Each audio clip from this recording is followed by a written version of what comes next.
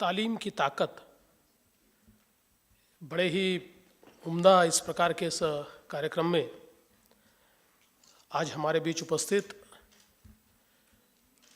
जिन्होंने केवल फिल्मों में ही नहीं तो अपने जीवन में भी हमेशा प्रेरणा दी है, ऐसे आदरणीय सलीम खान जी, नागपुर यूनिवर्सिटी के पूर्व वाइस चांसलर और जिन्होंने नागपुर में वाइस चांसलर के रूप में एक बड़ा ही पथदर्शी कार्य किया, ऐसे डॉक्टर एस एन पठान जी। हमने मन की बात तो सुनी थी, लेकिन जिन्होंने दिल की बात की, ऐसे अरुण तिवारी जी, सम्माननीय राजीव अग्रवाल जी, और इस कार्यक्रम को जिन्होंने आयोजित किया और जिनका मैं सही मायने में शुक्रगुजार हूँ कि इस कार्यक्रम में उन्होंने मुझे यहाँ निमंत्रित किया, ऐसे हमारे आदरणीय जफर भाई सरेशवाला जी, यहाँ उपस्थित सभी महानुभाव बहनों और भाइयों, मैं सचमुच आज बहुत खुश हूँ कि तालीम की ताकत इस कार्यक्रम के माध्यम से हम लोग आज हमारे सामने जो चैलेंजेस है उसके ऊपर विचार कर रहे हैं। मैं ऐसा मानता हूं कि आज जिस समय हम लोग ये कहते हैं कि हमारा देश आगे बढ़ना चाहिए, उस समय हमारा देश जो बनता है वो इसकी ज़मीन से बनता है, वो इसके वातावरण से बनता है, इसके नदी से, नालों से, इसके समुद्र से, इसके पेड़ों से, पौधों से, सारी चीज़ों से बनता है। पर सबसे ज़्यादा ये बनता है यहाँ बसने वाले लोगों से। और जब तक हमारे देश का एक भी व्यक्ति पिछड़ा रहेगा, चाहे वो किसी भी समाज का हो, जाति का हो या धर्म का हो, ये देश कभी आगे नहीं बढ़ सकता। और इसलिए मैं ये मानता हूँ कि जब हम किसी भी प्रकार के आह्वानों की, चैलेंजेस की चर्चा करते हैं, तो ऐसी चर्चा करते समय बिना शर्मसार हुए हम लोगों ने इस बात की चिंता करनी चाहिए कि कमियां कहाँ रही है। अगर अपनी कमियों को छुपाएंगे तो हम कभी भी उस परिस्थिति के ऊपर जीत हासिल नहीं कर सकते। और जब से मैंने महाराष्ट्र की कमान संभाली है, एक बात मैंने महसूस की है कि आज हमारी माइनॉरिटीज़ में और खासकर हमारे मुसलमान भाइयों बहनों में एक प्रकार का जो पिछड़ापन हमको दिखाई देता है। इसके दो कारण मेरे ध्यान में आए। पहला कारण तो यह है कि कुछ कमियां हम में रह गई। सरकार के तौर पर जो चीज़ें हमने करनी चाहिए थी वो हमने नहीं की, और दूसरी कुछ चीज़ें हम कर सकते थे पर सियासत ने करने नहीं दी।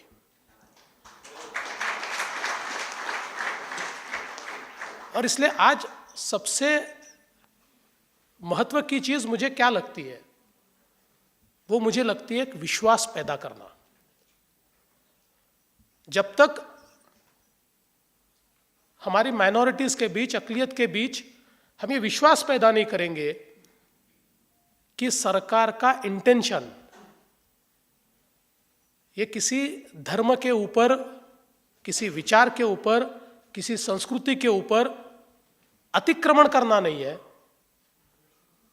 तो सरकार का इंटेंशन यह है कि सबको साथ में लेकर जो आगे बढ़ना है, उसके लिए हम किस प्रकार की व्यवस्थाएं खड़ी कर पाए। ये मैं इसलिए कहता हूं कि आज हमारे सामने जो अड़चनें आती है, अभी पठान साहब ने बहुत अच्छी बात कही।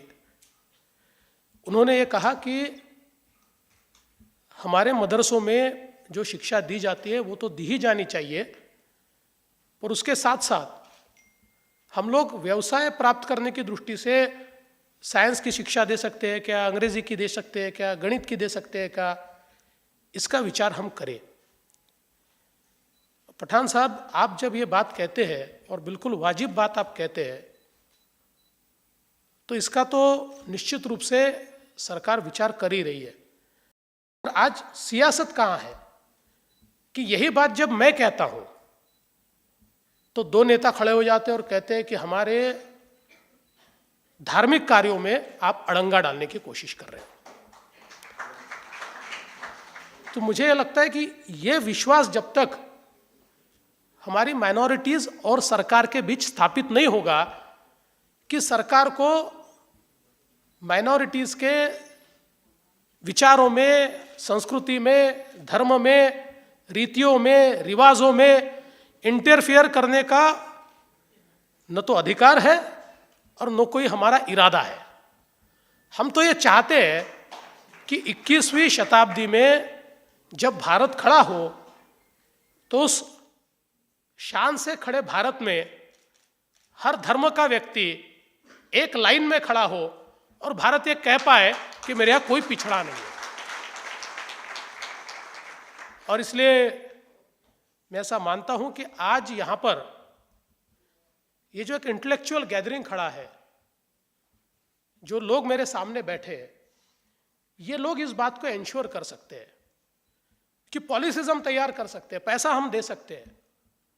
मैं तो ऐसा मानता हूं कि आज माइनॉरिटीज के एजुकेशन के लिए पैसे की कोई कमी नहीं है।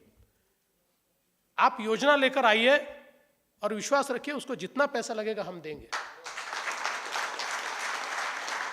इस महाराष्ट्र के अंदर हम लोग कुल मिलाकर 44,000 करोड़ रुपया एजुकेशन पे खर्चा करते हैं, और जिसमें सारे प्रकार का एजुकेशन है। लेकिन उसके आगे जाकर अगर 2-5 हजार करोड़ रुपया ज्यादा माइनॉरिटीज के एजुकेशन के ऊपर खर्चा करना पड़े तो मुझे खुशी होगी, सरकार उसके लिए कभी भी तैयार हो। सवाल इतना ही है कि हम लोग एक कंसेंसस बिल्टअप करें कि हम किस दिशा में जाए, किस प्रकार का एजुकेशन हम दे। और कुछ हमारे जो नेता है उनको हाथ जोड़कर ये कहे कि कम से कम एजुकेशन को सियासत से हम लोग दूर रखें। आज कई प्रकार की योजनाएं सरकार ने शुरू की है। मैं ऐसा मानता हूं कि फॉर्मल एजुकेशन के साथ साथ पठान साहब ने जो बात कही, आज सबसे महत्वपूर्ण क्या है? Skill education. कारण हम लोग सभी जानते हैं, और जिसका हमारे सामने उल्लेख तिवारी जी ने भी किया, अग्रवाल जी ने भी किया, कि हमारी अर्थव्यवस्था जिस समय तेजी से तरक्की कर रही है, उस अर्थव्यवस्था के माध्यम से कई प्रकार की अपॉर्चुनिटीज तैयार हो रही है। हमारे यहां एक और हम बेरोजगारी देखते हैं, और दूसरी ओर अगर हम उद्योग जगत के किसी भी व्यक्ति को पूछे कि तुम्हारा सबसे बड़ा प्रॉब्लम क्या है, वो कैपिटल की बात नहीं करता। वो कहता है ह्यूमन रिसोर्स नहीं है, मानव संसाधन नहीं है। मैं तो आगे बढ़ सकता हूं, लेकिन मुझे पर्याप्त मात्रा में ट्रेन्ड मैन पावर नहीं मिलता। तो एक और हमारी अर्थव्यवस्था अपॉर्चुनिटीज तैयार कर रही है, और अपॉर्चुनिटीज को पाने के लिए, ग्रैब करने के लिए हमारे पास मानव संसाधन नहीं है। तो ये जो एक डिस्कनेक्ट है, एक संबंध विच्छेद है, कि एक और बेरोजगारी है, दूसरी ओर रोजगार है, इसके बीच की जो कड़ी है वो कड़ी स्किल्स है। और ये जो स्किल सेट हम तैयार करें तो एक मीनिंगफुल इस प्रकार की, एक गेनफुल इस प्रकार की एम्प्लॉयमेंट हम लोग हमारे युवाओं को दे सकते हैं। आज विचार कीजिए कि हमारी अगर डेमोग्राफी का विचार हम करें तो अगर हमारे महाराष्ट्र में माइनॉरिटीज के 1.5 करोड़ लोग बसते हैं तो उन 1.5 करोड़ में से कम 75 लाख ऐसे हैं कि जिनकी उम्र 25 साल से कम है। इतनी बड़ी संख्या में ये जो 25 साल से कम उम्र के लोग हैं, इनमें से कम आप यकीन मानिए 75 लाख में से कम 40 लाख लोग ऐसे हैं कि जिनको अगर हम स्किल दे पाए तो आज हम उनको एम्प्लॉयमेंट दे सकते हैं। और मैं ऐसा मानता हूं कि हमारी तरक्की का रास्ता भी ऐसा ही है कि अगर हम हमारी इस युवा शक्ति को, इस युवा ताकत को अगर हम लोग एजुकेशन और स्किल, ये 2 चीजें दे पाए तो उनको रोजगार मिलेगा। और रोजगार मिलेगा तो अपने पैरों पर जो खड़ा होता है वो ये हमेशा विचार करता है कि मेरी अगली जनरेशन जो है, जिसका सलीम साहब ने अभी बड़े अच्छे तरीके से बताया कि 150 साल पहले शायद उनके दादा या परदादा ने ये विचार किया कि मेरी जो अगली जनरेशन है उनको मैं पढ़ाऊं। हर व्यक्ति का यही सपना होता है, व्यक्ति अपने जीवन में खुद के लिए कम जीता है और अपने बच्चों के लिए या अपनी अगली जनरेशन के लिए ज़्यादा जीता है। तो अगर हम एक प्रकार से ये सारी अपॉर्चुनिटीज़ हमारे बच्चों को दे, उनको गेनफुल एम्प्लॉयमेंट दे, तो वो अपने से आगे अपनी जनरेशन और अच्छे तरीके से जी सके। इस दृष्टि से उनके लिए और अच्छी एजुकेशन की बात करेंगे और अच्छी एम्प्लॉयमेंट की बात करेंगे। तो आज ये जो मिसिंग कड़ी है इसको ठीक करने की आवश्यकता है। और इसलिए पठान साहब ने जो बात कही, निश्चित रूप से मैं देखूंगा अगर उर्दू में हमारे पास महाविद्यालय नहीं है या डिग्री कॉलेजेस नहीं है तो निश्चित रूप से उस प्रकार की शुरुआत ये सरकार करेगी और हम ज़रूर उसमें तालीम देने की कोशिश करेंगे। पर साथ में मैं एक और चीज़ कहता हूँ कि 21वीं शताब्दी में हमको हमारी जो मदर टंग है वो तो आनी चाहिए, लेकिन उसके साथ साथ हम केवल अब देश का विचार नहीं कर रहे। हमारी तो आज हालत ये है कि दुनिया की सारी इकोनॉमीज को आज मानव संसाधन की आवश्यकता है। और जब दुनिया की सारी अर्थव्यवस्थाओं को मानव संसाधन की आवश्यकता है तो वो उन देशों में पर्याप्त रूप से अवेलेबल नहीं हो सकती क्योंकि उनकी डेमोग्राफी जो है आज उसको परमिट नहीं करती। हम जानते हैं कि 2020 में जब हमारी जो औसत आयु है भारत की वो 29 साल होगी, उस समय जापान की 48 साल होगी, उस समय चाइना की 37 साल होगी, अमेरिका की 39 साल होगी और ईस्टर्न और वेस्टर्न यूरोप की 42 और 44 साल होगी। तो वो चाहे तब भी अपने देश को मानव संसाधन नहीं दे सकते और इसलिए उस समय मानव संसाधन देने लायक पॉपुलेशन केवल हमारे पास होगी। और अगर हम उस पॉपुलेशन को मानव संसाधन में परिवर्तित करें तो भारत ही क्यों, पूरे दुनिया को हम मानव संसाधन दे पाएंगे। और जब ये ताकत हमारे पास है तो हम लोगों ने इसको किसी दूसरे तरीके से न देखते हुए हमारी जो मदर टंग है उस मदर टंग के साथ साथ एक और भाषा हमने सीखनी ही चाहिए, चाहे वो अंग्रेजी हो, चाहे जो दुनिया में जिसके माध्यम से हम जा पाए। इस प्रकार की एक और भाषा अगर हम साथ में सीखें तो मुझे लगता है कि ये जो एक अपॉर्चुनिटी, अच्छा किसी भी राष्ट्र के इतिहास में इस प्रकार की अपॉर्चुनिटी ये 200-300 सालों के बाद आती है।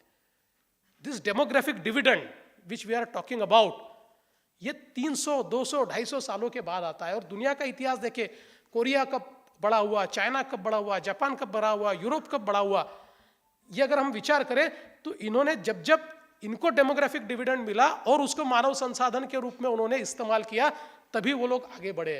तो ये अपॉर्चुनिटी हमारे पास है। इस अपॉर्चुनिटी में हम लोग हमारे माइनॉरिटीज को किस प्रकार से एंगेज कर पाए, ये हमारे लिए सबसे बड़ी मेरे ख्याल से एक हमारे सामने एक आह्वान है।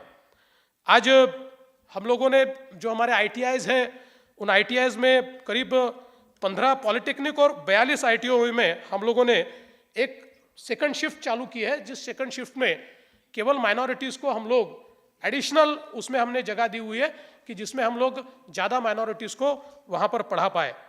और साथ ही में हमने उसमें 30% रिजर्वेशन जो है ये लड़कियों के लिए रखा है। मतलब केवल लड़के पढ़े ऐसा नहीं है, तो लड़कियां भी पढ़े, इस दृष्टि से उसमें भी रिजर्वेशन रखा हुआ है।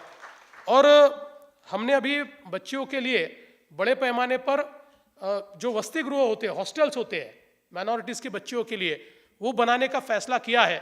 15 इस प्रकार के हॉस्टल्स अभी कार्यरत है, पर मैं ऐसा मानता हूँ कि केवल 15 हॉस्टल्स के भरोसे हम ये नहीं कर पाएंगे।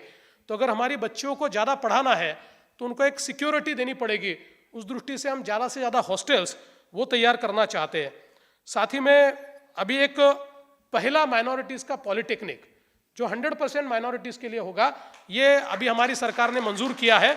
और उस मॉडल पर हम और भी इस प्रकार के पॉलिटेक्निक्स ये तैयार करना चाहते हैं। हमने मराठी स्कूलों में भी ये तय किया है कि एक ऑप्शनल लैंग्वेज के रूप में उर्दू ये ज़बान उसमें रहे, ये भी हम लोगों ने तय किया है। साथ ही में हम लोगों ने कई स्कॉलरशिप्स की योजनाएं शुरू की है। खासकर कई सालों से ये मांग चल रही थी कि जिस प्रकार से हम लोग माइनॉरिटीज़ को जो स्कॉलरशिप देते हैं, तो हम OBC को स्कॉलरशिप देते हैं, तो उसमें हमने जो मियाद है वो 6 लाख की रखी थी, लेकिन यहाँ पर हमने केवल 2.5 लाख की रखी थी। तो अभी पिछले ही सप्ताह में हमारी सरकार ने निर्णय लिया और हमने उसको 2.5 लाख से बढ़ाकर 6 लाख किया है, ताकि ज़्यादा से ज़्यादा ये जो स्कॉलरशिप्स है ये माइनॉरिटीज़ को हम लोग दे पाए। अभी करीब करीब 40,000 बच्चों को हम लोग 25,000 रुपये हर बच्चे के हिसाब से स्कॉलरशिप दे रहे हैं, और इसको हम और बढ़ाना चाहते हैं। और मैंने ये तय किया है कि एक स्किल डेवलपमेंट का बहुत बड़ा इनिशिएटिव राज्य सरकार ने डिज़ाइन किया है। हम लोग ये चाहते हैं कि बहुत बड़े पैमाने पर हमारे बच्चों को स्किल मिले, और ये जो इनिशिएटिव है, इस इनिशिएटिव में ज़्यादा से ज़्यादा माइनॉरिटीज़ को कैसे हम एंगेज कर पाए, ये मेरा प्रयास रहने वाला है। और इसलिए जो ऐसे शहर हैं कि जहाँ पर माइनॉरिटीज़ की बस्तियाँ ज़्यादा है, वहाँ पर हम स्किल डेवलपमेंट के जो कोई इनिशिएटिव्स है वो बड़े पैमाने पर कैसे ले पाए, इसका एक अलग खाका हम लोग तैयार कर रहे हैं।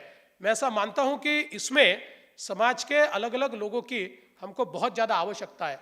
मैं तो आज इस फोरम के माध्यम से यहाँ पर उपस्थित जितने लोग हैं उनको ये कहना चाहता हूँ, वापस रीअट्रैक्ट करना चाहता हूँ कि तालीम के लिए सरकार के पास पैसे की कमी नहीं है। कमी 2 चीज़ों की है।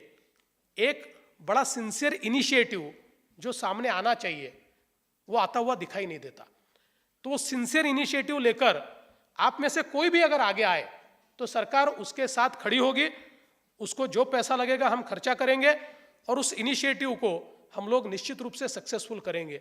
साथ ही मैं दूसरी चीज़ कहता हूँ कि स्किल डेवलपमेंट की दृष्टि से अगर कोई इनिशिएटिव्स आप लोग लेना चाहते हो, आप में से किसी के भी पास माइनॉरिटीज़ के डेवलपमेंट की दृष्टि से अगर कोई योजना है, और वो योजना अगर कारगर योजना है, तो उस योजना को भी राज्य सरकार स्वीकारेगी। हम केवल माइनॉरिटीज़ की नहीं, हमने ये योजना सभी के लिए तैयार की हुई है कि स्किल डेवलपमेंट के क्षेत्र में जो भी कारगर योजना लेकर सामने आता है उसको हम लोग सपोर्ट करने के लिए तैयार है। पर खासकर ऐसी योजना अगर माइनॉरिटीज़ के लिए आएगी तो राज्य सरकार बढ़ चढ़कर उसके पीछे खड़ा होकर उसको फाइनेंशियल सपोर्ट देगा। और निश्चित रूप से मैं ऐसा मानता हूं कि इससे एक बड़ा ही अलग प्रकार से हम लोग हमारे बच्चों को एक शिक्षा भी दे पाएंगे और रोजगार अभिमुख भी बना पाएंगे। मैं आज के इस मौके पर यहाँ पर जफर भाई का बहुत बहुत आभार व्यक्त करता हूँ कि एक बड़ी अच्छी ऑडियंस के सामने यहाँ पर मुझे उन्होंने अपनी बात कहने का मौका दिया। और उससे भी मुझे खुशी ये है कि जो स्पीकर्स आपने यहाँ पर लाए, आज शायद मैं ऐसा मानता हूँ कि ये सारी तकरीर जो यहाँ पर लोगों ने सुनी, ये बड़ी कारगर इस प्रकार की एक प्रकार से एक दिशा देने वाली इस प्रकार की सारी बातें यहाँ पर रही है। और इसलिए मैं आपका बहुत बहुत आभार व्यक्त करता हूं और आपसे इतना ही निवेदन करता हूं कि तालीम की ताकत ये आज शुरू हुई है, ये आखिरी कार्यक्रम मत बनाइए, ये आज इसको शुरुआत समझिए और इस तालीम की ताकत को आगे ले जाने के लिए आप जो जो चीज़ें करेंगे उस हर चीज़ में राज्य की सरकार आपके साथ होगी, ये मैं आपको आश्वस्त करता हूं। और मुझे यहाँ बोलने का मौका दिया इसलिए आपका आभार व्यक्त करते हुए अपने शब्दों को विराम देता हूं। धन्यवाद। जय हिंद।